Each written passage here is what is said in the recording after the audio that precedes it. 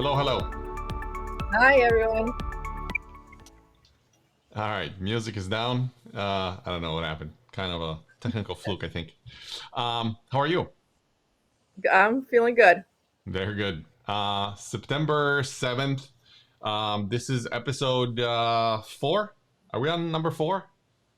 I think we're on number I 4. I know today a topic that I have I think, love and hate relationship with for a reason, because we're going to be talking about glucose. And I'm not like you. I'm not not as heavy on biology, chemistry.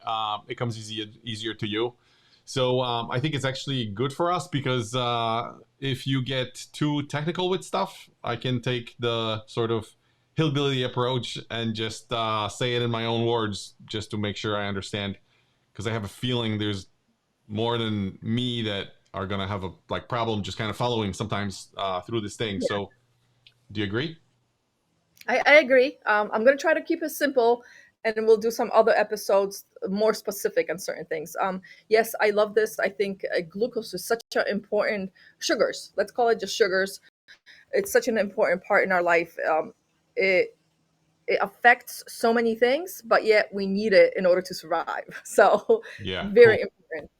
Very good. And for if you're here for the first time, maybe first episode that you've stumbled upon, I'm Marcin. This is Joanna. We're a married couple, and what we're doing is showing you how to lose weight and get healthier, all in one shot. So that's what we're doing. If you are, for whatever reason, you've stumbled upon the episode on Spotify or Apple Podcasts, then we have a Facebook group, Glucose Guardians, intermittent fasting. Look us up. We'd be super happy to have you. But that's what we're doing. And today's episode is, like I said, about glucose. So are you kicking this off? Are we? Oh, first we got to talk about numbers, right? Yes, yes, yes. Let's first talk All about right. number, and then I'll go into what is glucose.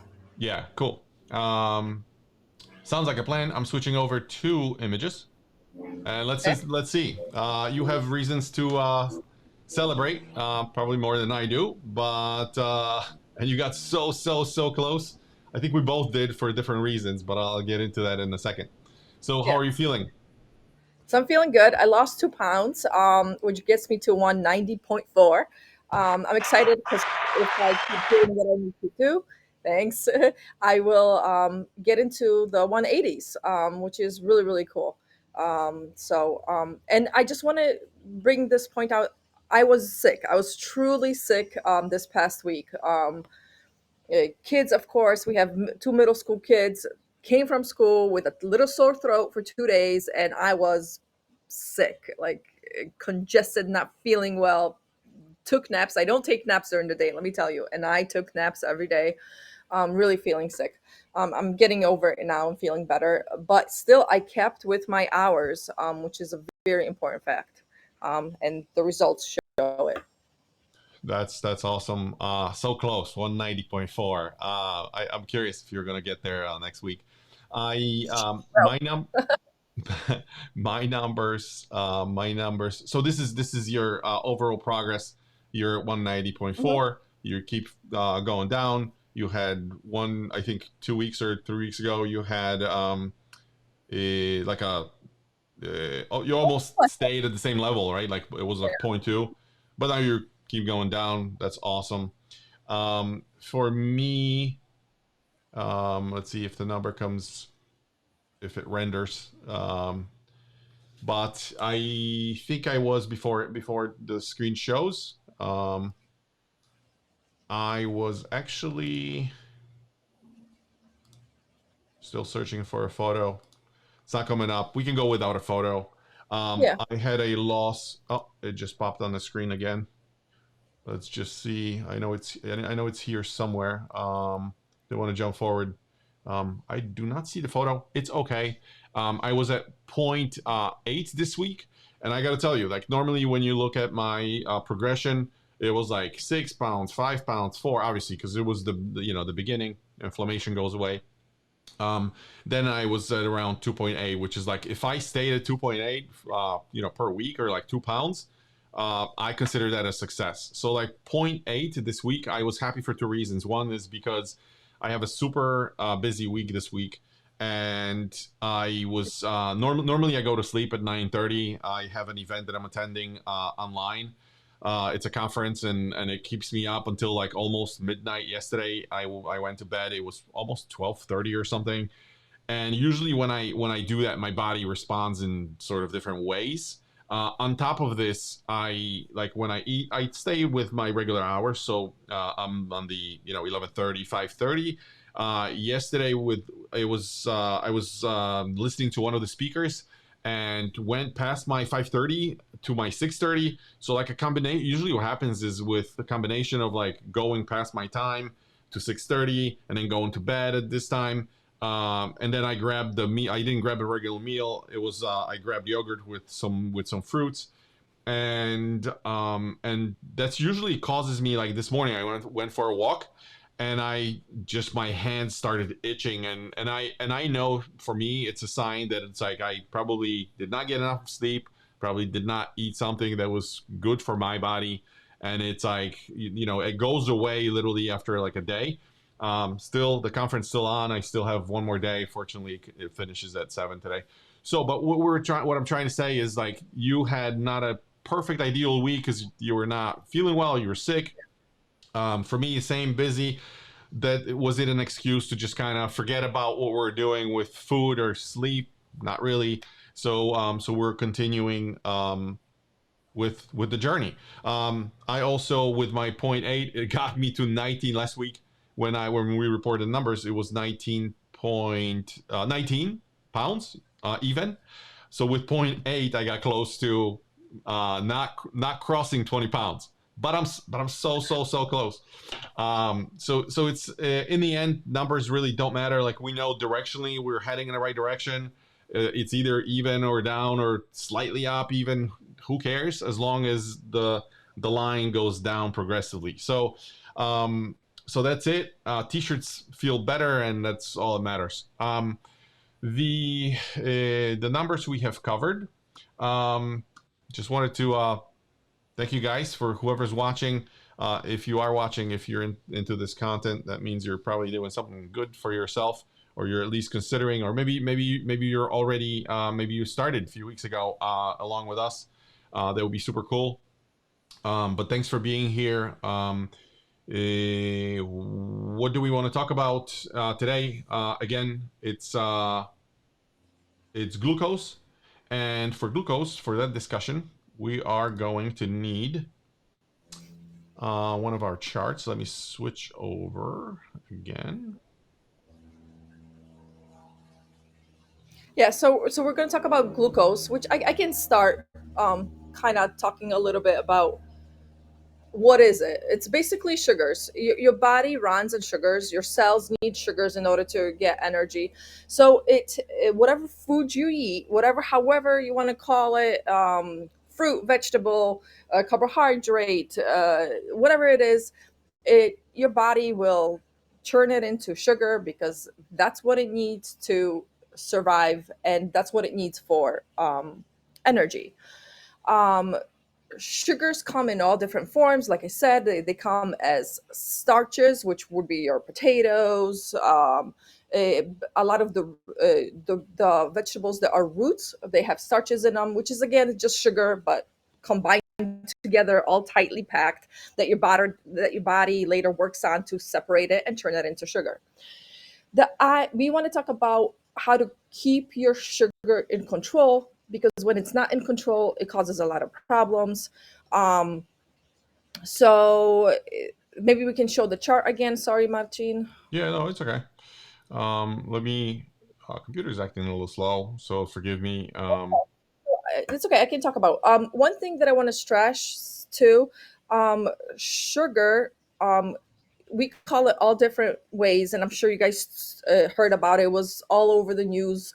Don't use anything with fructose, which is the sugar that is also in your fruit and in some vegetables. But basically, everything is sugar. Healthy sugars are sugars as well, which would be your fruit and your honeys.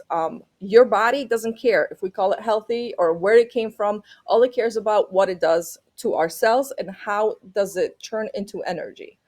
So the graph here that Martin's showing is the ideal balance of sugar. You want to go down a little bit. That means that your body is using up the sugar, and then you want to feed it. So you feed it, the sugar goes up, and then it goes down again, and then you go into this wave, this calm wave. Over years, if we would look back, you want it to almost show you a straight line, no peaks. And that's what it will do if you stay in range. Now we can talk about numbers. There's different numbers. If they say if you're between 60 to 100, I'm just going to say this once, milligrams per deciliter. Let's just call them units. Then you're, oh, you have them. Awesome. Cool. So if 80, 80 through 100, that means that you're normal. Then, as you see, then 101 to 125, it shows that you have glucose. That's like the up to you increasing to have diabetes, and diabetes is So 126 so high. so I'm gonna hit a bell on this one because my mind is already like blowing up. And then this is where I'm playing catch up. I gave everybody a fair warning in previous episodes. When Joanna sometimes goes, she gets so into it that like I have to like, hey, time out. I got to go back because I lost something. So let me now in my language, in my that's how my brain understands it. So you're talking about like glucose, like we saw the previous chart. I want to go back here and this level before we even talk about numbers. Like when you Yeah. say, because I at the beginning when I started this journey, right? I had an issue with whenever somebody said glucose, carbs, or proteins and fat. Like I understand we've heard the terms before, but I always to kind of puzzle this together. Like whenever I heard those terms, I'm like, oh my god, it's too complicated. I'm never going to be. I was never good at chemistry or biology, so it was really kind of discouraging. But then I can't remember who used the analogy, but they said, hey, so like think of glucose when you put food in your mouth. It's like gas. I think I've said it before, but Mhm. it's like gas. It's like fuel. It's like putting fuel in your car. I'm like, all right, good. I can follow that analogy. So you're putting fuel, and then they said, oh, by the way, there's like different types of that fuel. So like when you go to a gas station, you have the 79 and the 82 and the 93 and so I'm like, oh, okay, that makes sense. And it's like, well, one is maybe a little worse, one is maybe a little better. I'm like, cool, I'm with you.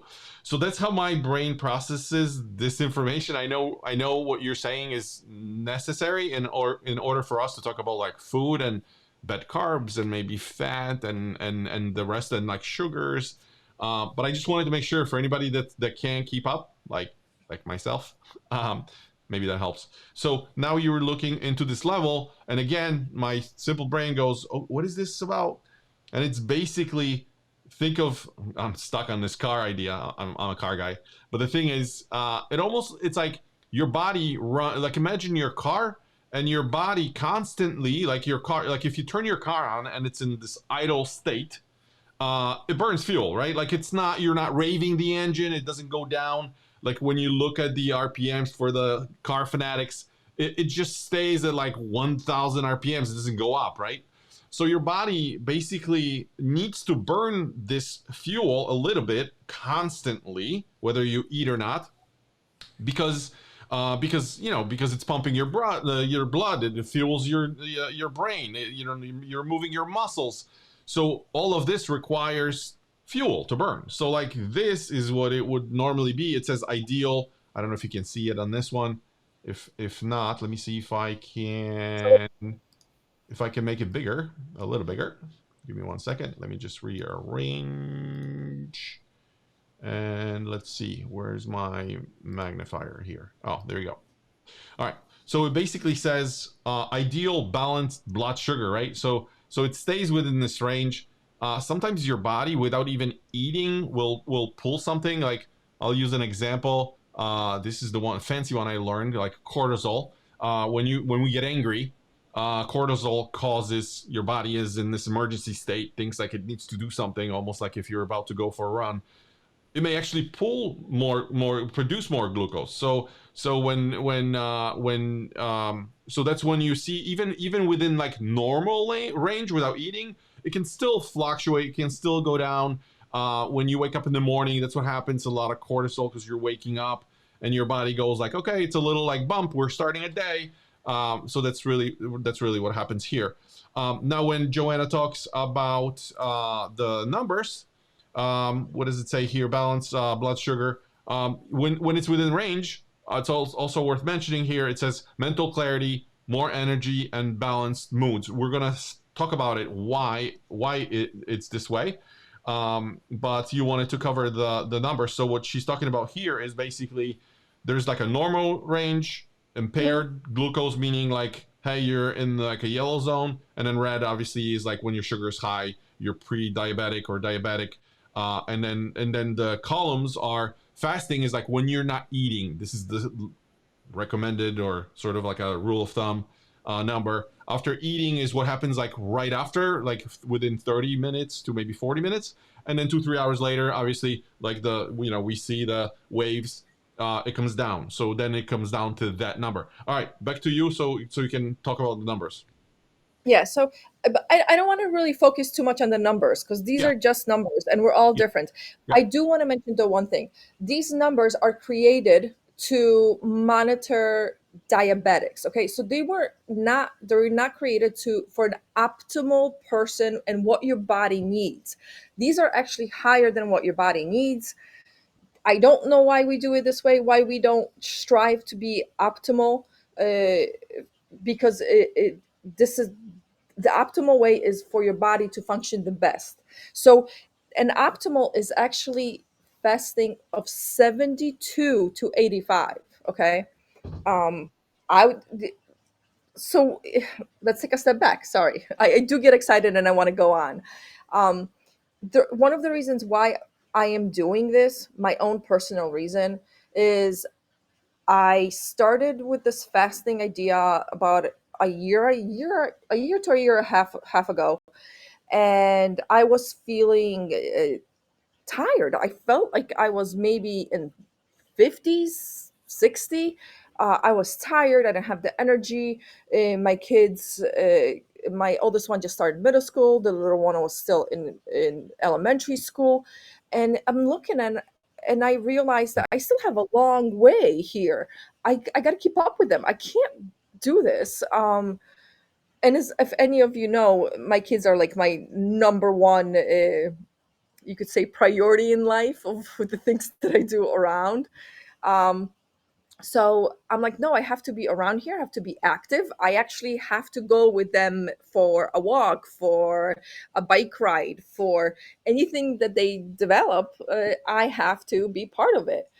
Like my little one recently decided that she wants a job and she's walking a neighborhood lady's dog. Guess who's walking with her? Right? But I'm happy for her that she did this by herself. So yeah, so I have to be alive. So I started taking notice of what's going on, reading into it, looking at studies, all this stuff, and I'm like, oh, okay, sugar, fasting, our hormones as females, but we'll go into all of it. So my whole goal was to be healthier. Number one way to be healthier, which is optimizing your sugar levels in your body.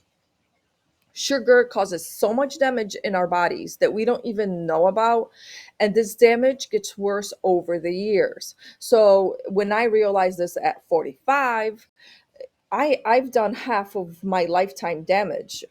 So I started looking into how can I reverse it? Because yes, it can be reversed. You can slow down your aging, and that's what I am in the process of doing. So that's why when I say optimal, That's where I'm striving. It's going to take me probably 2, 3 years to get there, but that's where I want to be. So one thing that I want to share with you guys, I just did some blood work and there's a test that I mentioned. It's hemoglobin A1C, which tests how many of your red blood cells are affected by sugar. Okay. Sugar's everywhere in our body, and too much of it causes a lot of damage. This test will tell you if how fast you're actually aging. And if you're over the limit, that's where diabetes come in, and that's where your cells are dying off and you're aging much faster than you should be. The first time I did this test 2 years ago, I was in a pre-diabetic state, along with aging at a much faster rate. So, like I said, I was doing this. I'm doing this for a year to a year and a half, about with this whole idea, and I am below. I decreased my aging. There you So go. There you go. There you go. I'll be honest with you guys. The second she said hemoglobin HC1 PA, I was gone. But I we'll do a segment just on that. We will. We'll but go I over it. wanna but I want to go back and just one thing. You were saying about the way like you were feeling. I can totally resonate with that because like when I started with this whole being tired and whatever, it's like the funny thing is after losing like 75 pounds and like we're continuing our journey now. I thought that the way I felt that I was supposed to feel like that. I thought Yeah. because of my age, like I guess I'm 48. Like this is what a 48 should feel like. And now when I retrospectively look back, I'm like, oh my god! Like you have no idea what sort of a change. And we're not at our goal weight, but like if this is like half of the journey, and like if you I just can't imagine, like honestly I can't imagine, like this is what I get excited about, because it's like if I can feel like this after losing this much, I can't even imagine what I'm going to feel like if I add another 40, 50, 20 pounds, doesn't matter. It's just like with every seems like every 5 pounds there's like a new like I'm being reborn, right? Because it's like, Yeah. oh, I can do this now. It's like gaming. It's like gaining a skill in a game, right? Like a badge. Oh, my knees don't hurt. Oh, I can sleep better. Oh, it's like anything with snoring or whatever. So that's Less super. less hot flashes, ladies. Less hot flashes. Yeah, I know. So that's crazy. um Anything you wanted to add on the point you were making, or are we gonna look at the chart at the spikes? You know what? I think that's about it for that. Let's start looking at the spikes. All right. So this is ideal. This is where your blood. This is where your glucose. Those are the regular levels. Let's go down and let's look at this guy here. Um, I will probably need to zoom in a little bit, but do you want to do it or do I do it? What's going Yes, on? I'll just do a background of what's going on inside your body with these, if you don't mind, because I think it's very important. Yeah. So you wake up, you get hungry, so your sugar level goes up. You put some food in your mouth, so now the sugar goes up. Depending on the type of fuel that you give your body, it's depending on how high it's going to go and how fast it's going to go up this high. If you give it direct sugar, it's going to go very high, very fast, because your body does not have to work on it to break it down in order to use it. It goes straight into your blood with the help of insulin. Insulin is always involved.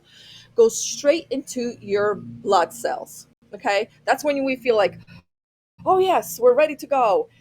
But because it went so quickly up, it goes that quickly down. So that's your downfall here. And this is where you fall down and you're like, oh my God, I have no energy. I am tired. I need more coffee. Give me another sugar sweet, something to pick me up again. And then you keep going through this crazy cycle of going up, all the way up, crashing down, and then you need more of that coffee and more of that sugar sweet to keep you up. So that's what's happening in your body. So after that, I think that that explains the spikes, right? I Yeah. don't know. Yeah, no, We no, want to, no, no. This is good, and I know you got distracted. There's probably a guy cutting yeah, a well, lawn or something. I can hear it, but I want to take a look at the at this thing again. So you're correct, and I'm gonna improvise here and try to use a pencil tool and just kind of show you guys, because when Joanna talks about like how fast it goes up or whatever, typically what would happen is, like, let's say you're in the middle here somewhere, right? Like running just with getting up in the morning, whatever. You didn't have your breakfast. You're kind of steady within like limits here. And then when you eat like a carb, she's saying like it goes dramatically up, right? This is if you went their way for to use a different color. I'm gonna try. So normally, if you like, let's say now you're not eating sugars or carbs in the morning, right? You're not eating buns and sugar. The glucose would typically be, there would be a raise, but it wouldn't be as aggressive. Like it would literally, let's say, you had eggs and bacon, and because believe it or not, like fat and proteins. The I posted like my breakfast the other day. It was chicken or pulled pork with some veggies.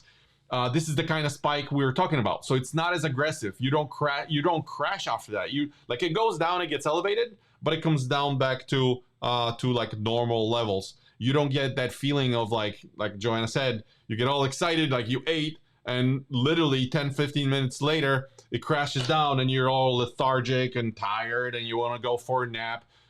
All of this is not. It's not random. It's a response of your body to what you just ate.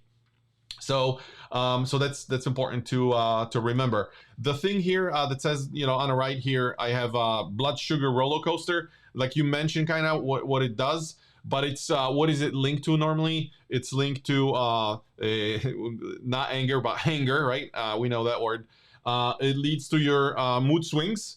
Because one time you're all happy, ready to go, and like next thing, you're feeling like you need to lay down for a nap. So what goes with that is it's mood swings, because you're trying. Now it went down. You're all lethargic. What do? You usually go and like, hey, I'm just gonna grab a snack. Snack makes you feel better. Next thing, you're going down again, right? So that's what we do. Sugar cravings, same thing, because if your body just like dramatically, like you had a dramatic spike, and now it fell down, the normal reaction, because your body tries to keep you in the middle, right? So now it's so low that it's gonna respond to it, and you're gonna have another sugar craving, because it's like, oh, okay, well, that was kind of fun. Let's do it again. So sugar cravings, energy crashes, which I said, and with that, of course, depression, because that's really not a lot of people talk about it, but that's really what it is, because you're constantly, when you're feeding yourself with carbs and a lot of sugars, that's where eventually it gets you. And it's not something that happens in a week or two or whatever. Joanna said the damage is usually done over the years. We're going to talk about the link of the glucose to insulin, but what happens is eventually over a 10-year period or 15 or 20, people find themselves going to the doctor. It's like, oh my God, they just told me I'm diabetic.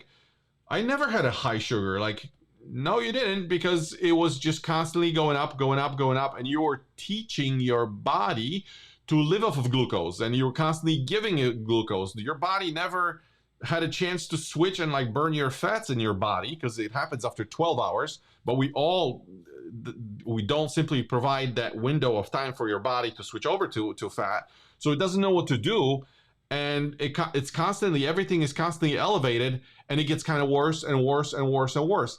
The best analogy I can use here is like when you're using either legal or illegal drugs, even pharmaceuticals. Like, think about it. When you take a dosage of a drug, like it works for you for a week, for a month, maybe for a year, and then what happens next? You go to the doctor. Doctor goes, "Hey, listen, we got to bump the dosage," just because your body is used to it, right? When you're drinking, when you're having your first drink, right? You have your first margarita. Same thing happens. It's like, let's pretend you're on vacation, you're in Mexico, and every day you're having a cerveza, right? The beer, and with like you're gonna notice that like day one, one beer works. Next day, it's like one beer is not cutting it anymore because now you have to have two. And it's the same exact thing here with glucose and insulin. It'll eventually get worse and worse and worse and worse. It takes forever. The good news is you can actually reverse that progress, and you can fix it, and you don't have to wait 20 years. So that's really, really important. Um, any Yeah, I do thoughts just on this graph? yeah, so I just want to mention one more thing. Over a long period of time, and this should start making sense. It will, okay? After a long period of time, this is how you create your body to be insulin resistant. This is how you gain the weight. This is how you become depressive, as we talked about. Type 2 diabetes, this is it, my friends, along with heart disease, and you accelerate your aging. Just this is what it does to you. So yeah, So the actually when you're looking at this chart, I remember coming across this information and I was just kind of blown. The frequency of those spikes going up and down, how often you eat, actually decreases your life. Like that's really what it is, right? So the game really here is to get rid of this frequent spikes. Eat, don't eat, eat, don't eat, eat, don't eat. Just having, that's why we stress so much about like having two meals and maybe one snack, or two meals and maybe two snacks, whatever you got to do. This way your blood never spikes. You're kind of extending, right, the waves. So that's important. And then you said glucose and insulin. Do we, do we want to talk about the relation now, or? maybe just a very quick overview of what's going on, and this is so simple. So we take in sugar.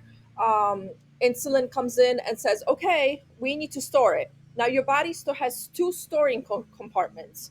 It has the liver, which then turns into whatever it needs, and it has your muscles. Your large muscles run on sugar.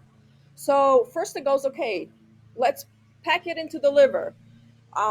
The okay, you're no, I'm sorry. Back up. First it goes, oh, your large muscles. Do we need it in your muscles? Because maybe you need to run away, something's chasing you, or something's happening, and you need all the energy into your muscles. Your muscles don't need it anymore because we're just sitting and eating. It goes into your liver. Your liver is like, okay, I'll take it. I'll use all this, but there's too much coming in. What do I do with it? Okay, let's store it as fat around around myself, around the liver. Then your fatty liver. Remember that? I think some of you guys heard that. Kids have it now because the liver takes it and stores it as fat around its liver for in case something happens. When it Yeah, gets all up, it continues storing as fat all over your body, so then you can use it later. yeah, you mentioned kids. The thing is, recently, for those of you that I don't know, maybe came across the information, they're basically saying like a lot of kids get diagnosed right now with non-alcoholic fatty liver disease, right? And it's like, it's almost like it doesn't make sense because like, well, kids don't drink alcohol. Like, how is this even related? And that's exactly what it is. So like your liver stores all this crap around itself, around the other organs, and this is that actually that fat is actually worse than the fat that we see on the outside, like the donut that you see underneath your t-shirt. So that's really what's impacting the health. Fat in general just needs to disappear, go away. So that's to kind of simplify it. Um, you said muscles to liver. Yes. So what happens is with this chart that I was sharing before. I don't know if I can. Can I go here and get rid of some colors? So basically, it would be the same analogy if the when Joanna talks about insulin, same thing happens. So insulin basically follows this pattern. Like the second glucose enters, right, and it's being burned, insulin reacts. It doesn't go as high as glucose, but it would almost be like this pattern, right? The thing is that it doesn't really go to the same level the second time around. And like over time, it'll keep chasing it, but it'll always come a little higher. And the next time, a little higher. So this process really takes a long time. But eventually, when I was talking about like 10 years, 5 years, 20 years, you build up that insulin so high by eating crap that your body just says, you know what, I just don't feel the dosage anymore of the insulin. So insulin stays high all the time. And basically, when you're eating, your body never switches to burning fat. That's really the problem. Like, this is the problem that I had. This is the problem that Joanna had. So the body never switches. It never goes to like to your fat storage. It always just waits for a new supply to come in, and it just pushes back, pushes back, pushes back. And what was really confusing for me was that I heard of people have, being pre-diabetic and their sugar, rising. And I'm like, and they take more so they have a high insulin and they take more insulin. Like, it totally just didn't make sense. And then then I came across like a simplified version of it. And but basically what it is you have so much insulin in your body that your body develops this insulin resistance thing, and then it's just not reacting to insulin. Remember, like the first drink and first the drug that you take over time or whatever.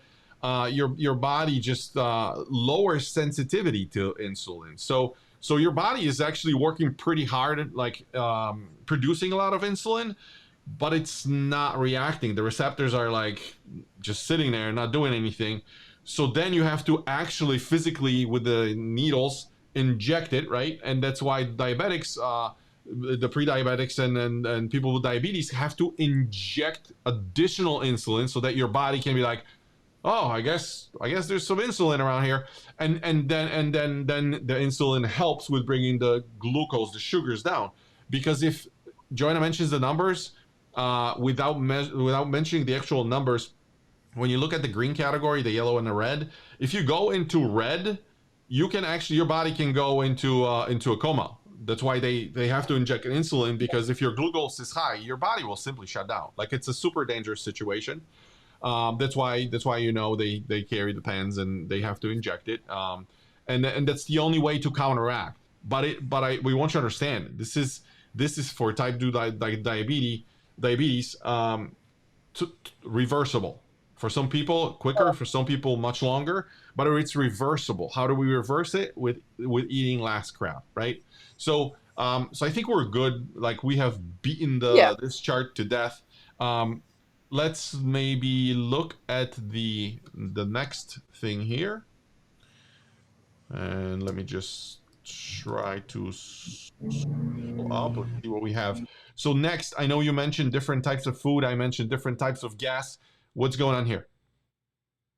So if you look at here, you see your fats, which basically have no sugar. Your body has to work to change it into sugar, so it will not automatically increase your blood sugar. It will give it in.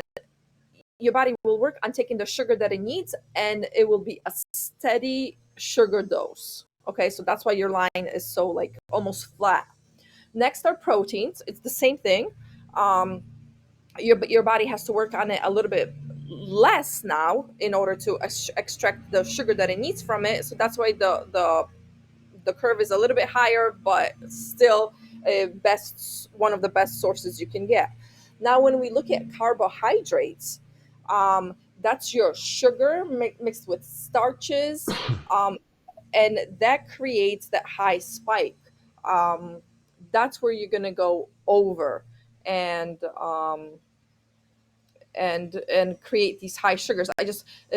Carbohydrates also have a little bit of fiber, but fiber we will work on by itself. It is important in your body, but we will talk about it a different time. This is just the three main and common sources that we all know, and how they react on your sugar. And I know you're explaining this to me earlier, but the reason why it's this way is because of the chemistry behind carbs and the other foods.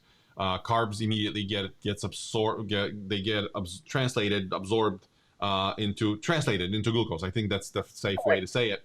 But Yes. the other like proteins are for building your body. It's a different process. We don't need to into inner workings. I'm too simple to explain this to you guys. But the thing is, the way I understand it is like proteins and fats, different reactions in your body. They take longer. That's why it's it's flat. It's more flat, right? Carbs immediately get injected. They go into glucose. That's why we have the spikes. So that's why we hear a lot of times like, hey, carbs, carbs bad for you. So uh, anything about the label that we wanted to bring up? I don't want to like. I hate reading labels. I know we kind of have to. But is there anything we would want to mention? I think You know, the one thing. okay. I'm sorry. One thing I believe the reason why I put it here was because I always thought of sugars as like this separate thing. I thought of sugar as like white table sugar, right? Like a regular, not as a chemical compound or whatever. But I always thought it was like a separate thing. But sugars are carbs, right?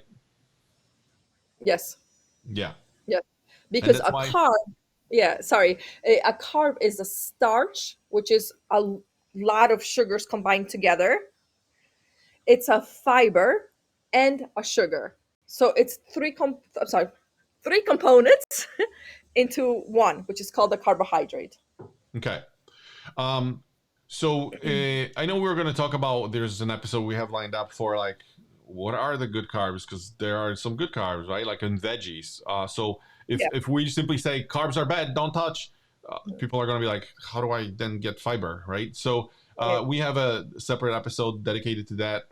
For right now, I think I think it's safe to say don't get freaked out about carbs immediately about all the carbs. We're going to show you the groupings, but basically what Joanna's saying is if you had to go to the grocery store today, it's like, oh, what kind of carbs do we stay away from? Those would be starches, meaning like flours and your pastas and your breads and your rolls. And I know it kind of sounds painful for the bread lovers, but those are like the typical ones that are bad.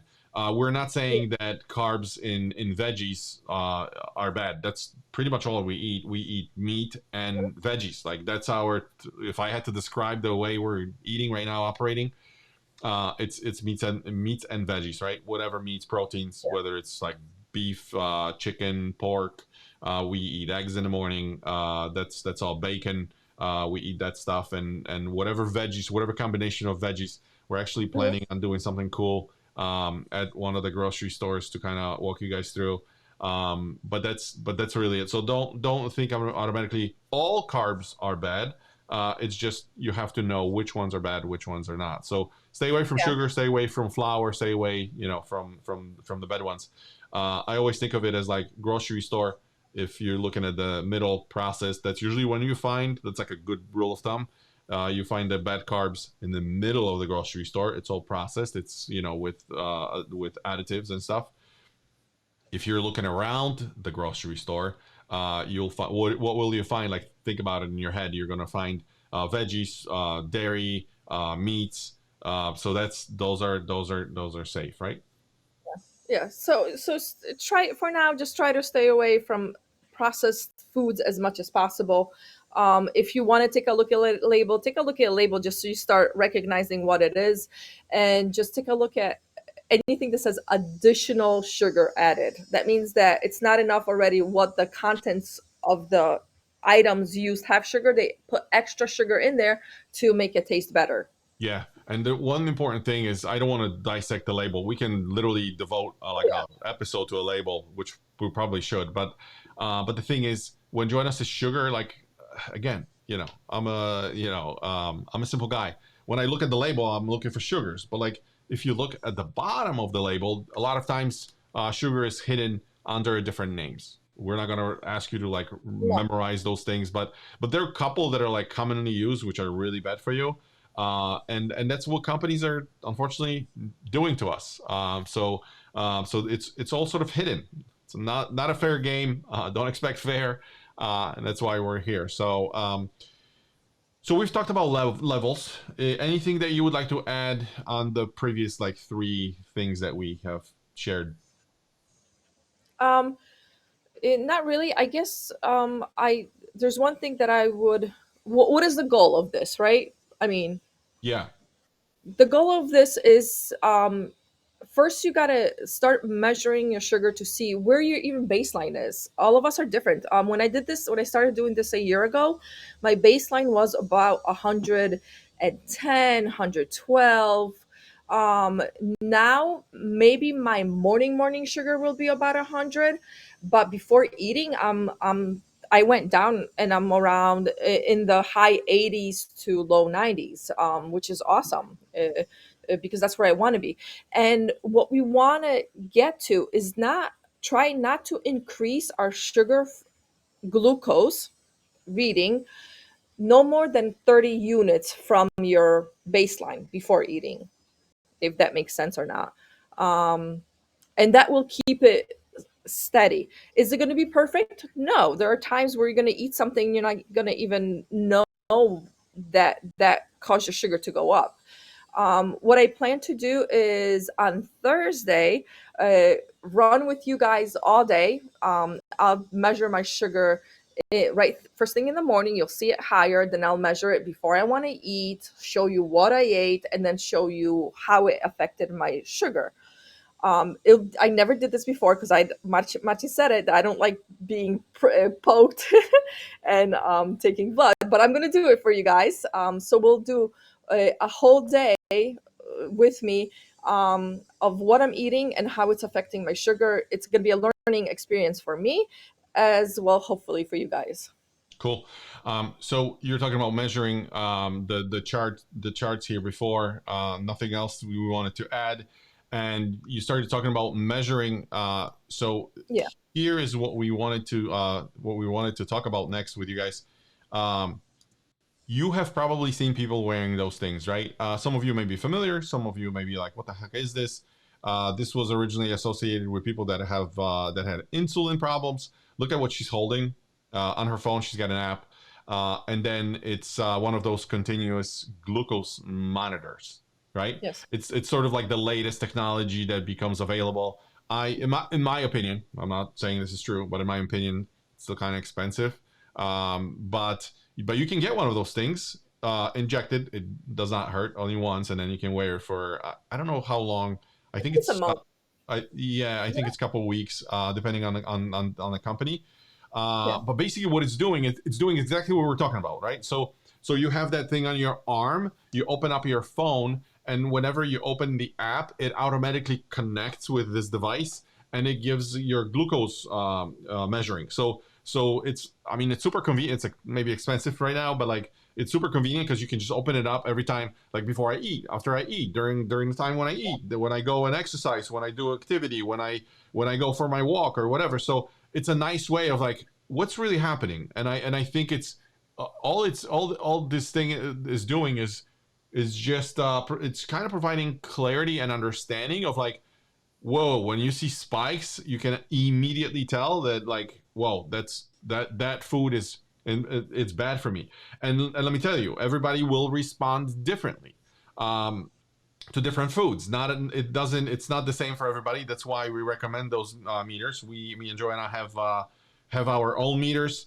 We measure Hmm. it separately. We see the differences. Even in the morning, like I mentioned, hers is a little more elevated than normal. Mine spikes sometimes, like over breakfast or something, higher than hers. So it's a little different. But like over time, when you use it for let's say 2 months, 3 months, you're gonna get the spikes where you're definitely gonna eliminate some foods from your life because you will it'll just open your eyes. I mentioned ours before. I show you what we use. There are different companies offering this thing. If you guys have never come across this information, let's see if I can open this up. Hopefully, the computer cooperates with me. So I will open the links that I have here. Give me 1 second because I wanted to show you different like alternatives. Maybe there's somebody that's interested. We're not associated with those companies. This is just part of Yeah. the research that I did when I was looking. We were actually looking into getting those, but after I saw the price, I'm like, it's too expensive. I don't want to pay $120 for wearing this device. if I can just use one of the devices that we use. So just examples of different ones. This one, ever since, they all work the same way. If you're interested, go to the website and just check it out, Google it. But like you can see, $99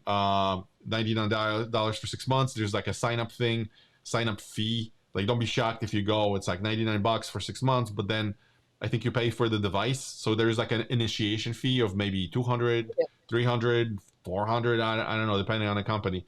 But that's what they all do. So you pay monthly, you get the device, and then you can see they all look different. It's different styles or whatever. So whatever feels comfortable. Do I recommend those? Would I, like, if money was no subject, would I get one of those? Probably. I would probably get it for Right. 6 months, right?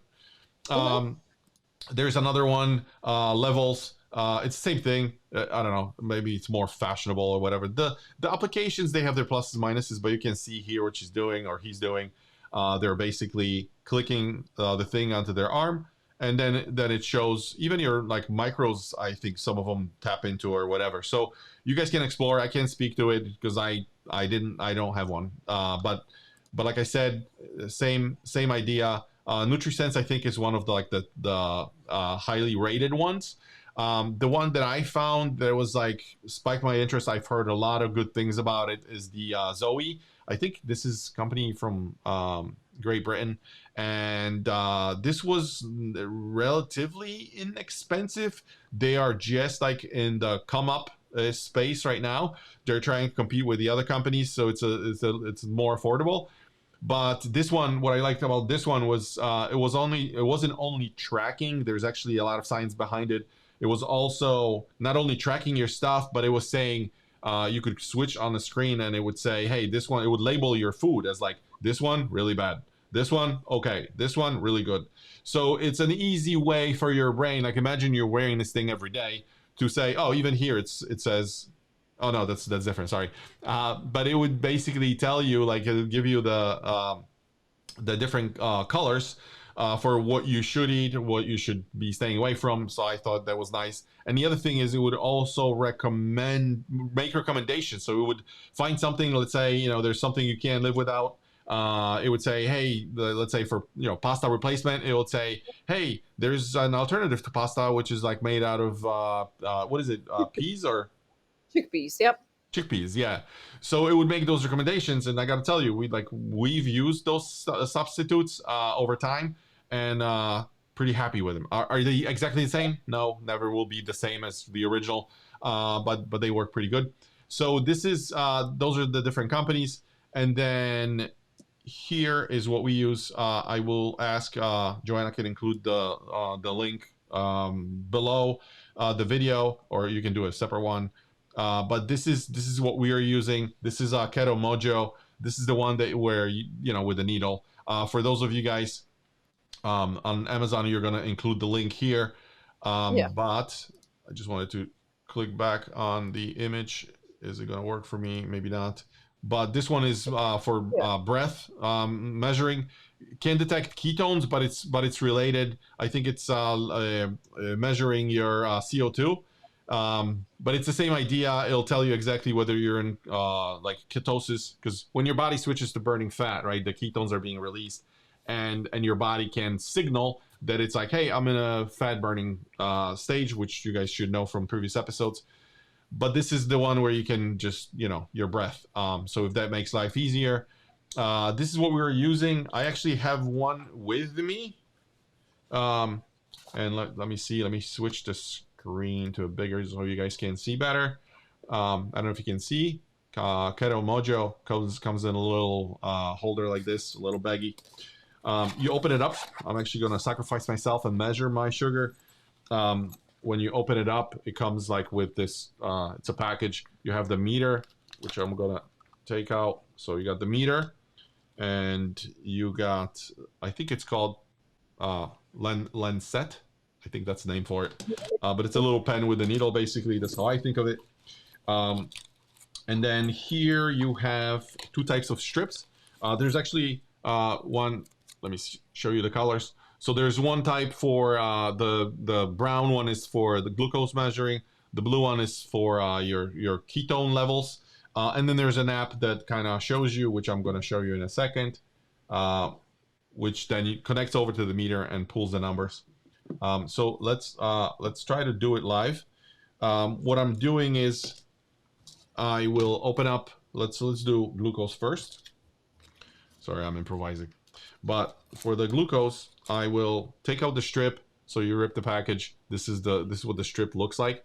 It has on one end is when you insert it. This is where you draw your blood, and the white end is where you kind of put it inside the meter. So what I would do with the strip is you'll see immediately when I insert it, it's on, and it goes into this ready state.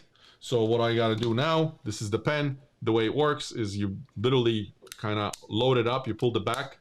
The needle is inside. You don't see it. You just stick it to your finger. I kind of press it gently. I don't go hard. And there's a little like a release button. So when I put it to my finger, I just click it. I get a little bit of drop of blood coming out. And what I'm doing is I'm just going to slide it next to my sample, see if I can do it on camera. And now it's counting down 5, 4, 3, 2, 1. And I'm at 87, which is pretty good because I told you I went to 630 last night. So I actually expected it to be like 96, 94 maybe, but it's 11:26. But that's because we're already into week 5th, 6th, and that's exactly what's going to happen. I was around 90 something most of the time, and now I'm at 87. This is in the fasting, sorry, because it's light reflecting. So that's what it's doing. My ketones, normally when you eat sugar, they're zero. They're never being produced by your liver. Your liver is smart enough to know that if there's not enough of glucose around, it actually switches over and starts producing ketones because it gotta fires those things to the brain. So normally when you eat sugar, when you take one of those things and try to measure, you're gonna be at zero. Don't be shocked. But when we are in, like I said, week 5 or 6, we are teaching our body over those weeks 1 through 5 how to tap into our fat supply, right? Yeah. Yeah. So now same thing. Taking the meter, it's off. Sliding the strip in. Okay, it's on. Okay, I'm taking this for the team. Another one. Push it to my finger. And a little bit of blood. Same thing. I'm gonna just draw a little bit. For whatever reason, ketones go a little slower. But let's see if you guys can see it. 8, 7, 6. All right, we're almost there. 1.4, man. I'm doing pretty good. Yeah. I'm actually pretty psyched, just because I wouldn't expect it to be like a over 1. Kind of where we are. It takes some time. Like your body it needs some time to learn how to produce ketones and how to burn them. Week 5, 1.4. That's a good number. If you're gonna start seeing yourself tapping into 0.5, like if you're between 0.5 to 1, you're in a good zone. Like when you're starting and you're teaching your body how to do it, this is what's gonna, if you're between 0.5 to 1, you're in a good zone. You don't want to go higher. I don't think what the number is because different sources say different things. But I think anything over 3 may be bad. Some sources, sorry? I think it was 3. Yeah. So usually I got to tell you, even with prolonged fasting, when we try like a 24-hour or 36-hour, this number can go up to like 2.4, 2.6. At that time, you're just burning your fat because you're not eating and your body just go heavy on the fat, and that's when you lose the most weight. So that's what happens. What I would not recommend. Why am I saying this? Like, guys, just one thing. I keep saying this. Take it easy, right? If you're eating sugars right now, it doesn't matter if you're skinny or fat like myself. If you go too aggressively, your body doesn't know how to react. There could be instances where somebody's trying to like switch overnight. Like, I'm just not going to eat for 36 hours. Don't do it. First of all, whenever you're trying to lose weight, or what, we're not doctors, talk to your doctor first, because it's always nice. You heard Joanna talking about measuring her HCBD1F. I don't know what she's talking about, but talk to your doctor first, obviously. But the thing is, um, don't try to do it overnight, because your body will not know. Your body doesn't know how. It's not. It hasn't been. There's no need of tapping into fat source for such a long time. Can't expect it to suddenly just pick it up. It's like riding a bike. You don't just get onto it and join a race. Like you have to actually take it easy, right? So with that, it's just do a gradual thing. It has to be at least, I think the common way of kind of people saying is that it takes 2 weeks for your body to be ketone or fat adopted, right? So at least 2 weeks of like trying to really keep the hours where they should be, which you should know by now. It's at least 12 hours. If your window of not eating is less than 12 hours, you're not fasting. You're not that this process, Yeah. everything we talk about is not happening. So it has to be longer, at least 12. And then you start gradually with 13 hours of not eating, and 14 and 15 and 16. Yeah. Both of us are on the 18-6 if you have not seen the previous episode. But don't go nuts, because a lot of times what happens is like people try to switch overnight and then they feel lethargic, they feel lightheaded, they may faint. Like a lot of things happen that you just have to be careful with. So it's time. So I did that. My ketones are good. It's 11:30. That means I can eat. Glucose is good. Anything else from your end? Nope. I do want to say that so Marcin's ketones, his body adapts much quicker than mine. If I would measure my ketones now, they would not be as high. Um, and it's okay. I'm different than he is, and that's how my body reacts. And my body also, as I told you before, takes a little bit longer to adapt to this fat burning process. Yeah. If you guys were to like, join us for one of your journeys, I got to tell you, I would have a problem committing to somebody and saying, yeah, we'll fix your 50-pound problem, being overweight 50 pounds or 60 in 3 months. I keep saying that. It's like, please be realistic. This is Mhm. at least a 6-month commitment for like a good goal, right? So when I lost my 75 pounds, it was maybe 4.5 months, and in the end, I was just like, whatever. I didn't really pay attention, but it was 4.5 months. But I got to tell you, I was diligent about it. I was watching my food. I was walking twice a day. I was eating. I was not eating crap. Sometimes twice a month, maybe I would grab something because we would have an event or something. No alcohol. Basically, just like eating the right stuff. But it's, is it realistically like 75? You can do it. It's just, think about it this way. It's it's not a binary 1-0. Do I lose, not lose? No, it's like, how fast do you lose? Like, what would make you happy? Some people like to go more on a more aggressive side, and they can crank it up and like, sure, I'll follow it. I'll do 2 walks. I'm not gonna drink for what I'll quit half of my my drinking, let's say, cut it in half because I want to get there faster. Okay. And then the other person may say, well, I don't want to go nuts. I'm fine where I am. If I lose 1.5 pounds a week, that's 6 pounds a month. And then in 5 months, 30 pounds, I'm going to shave it off. And it's really not going to feel like a lot of effort. Sweet. It's like you have to take this slider and just move it. So I think that was my most important thing. Anything else from you? Nope, that is it. Actually, two things, maintenance items from us guys, is that number one, we typically record those episodes on Saturday. We just it just sort of becomes like a routine, and we will continue to do that.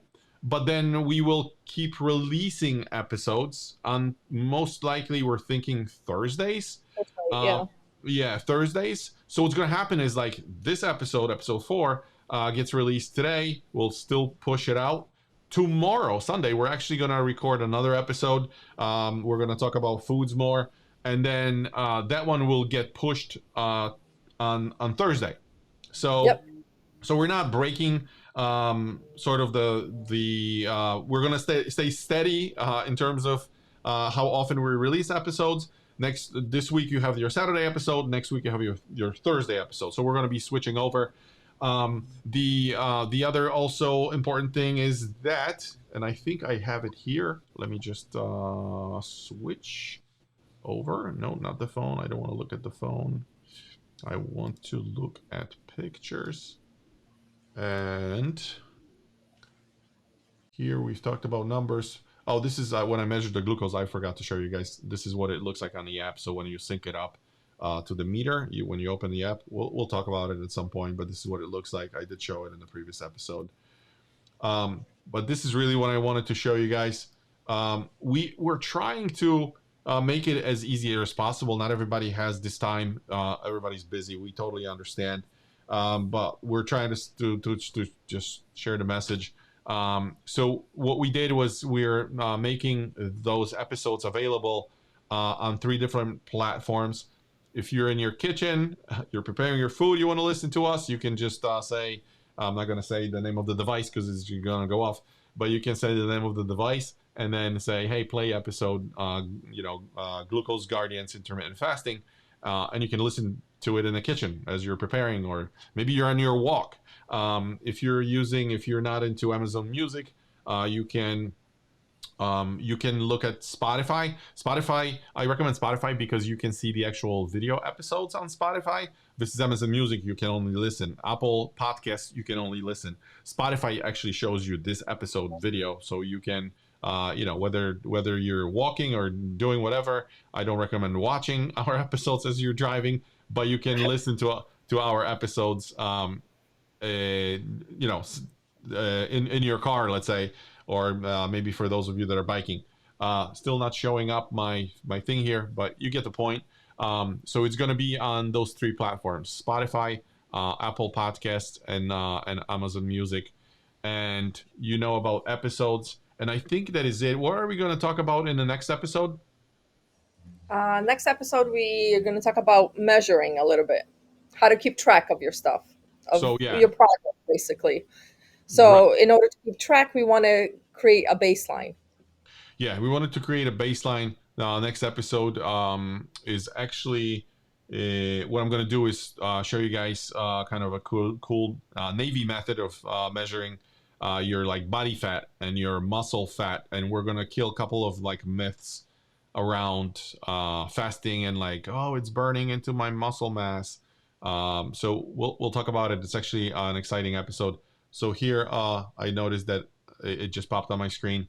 So we have Amazon Music, the podcast is there, and then we have Apple Podcast, it's there, and then we have Spotify. You can see at the bottom it actually shows the preview of us rambling about sugar and being healthy.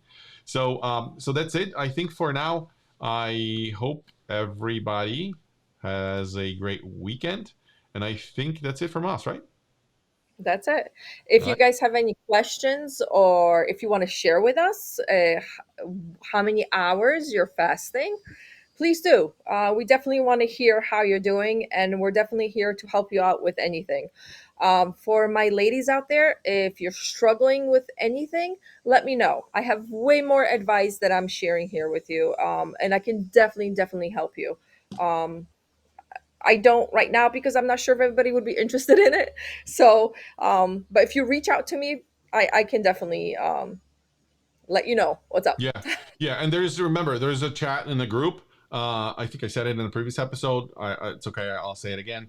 When you join the chat in the group, and if you have questions, whether it's food or measuring or something or glucose or whatever, or maybe information that we wanted to share, just ping us in the group, or you can just send us a message on Facebook, and then we're gonna try to respond as soon as we can. So that's it for this week, for this Saturday at least. We hope you guys enjoy your weekend. Be safe, be blessed.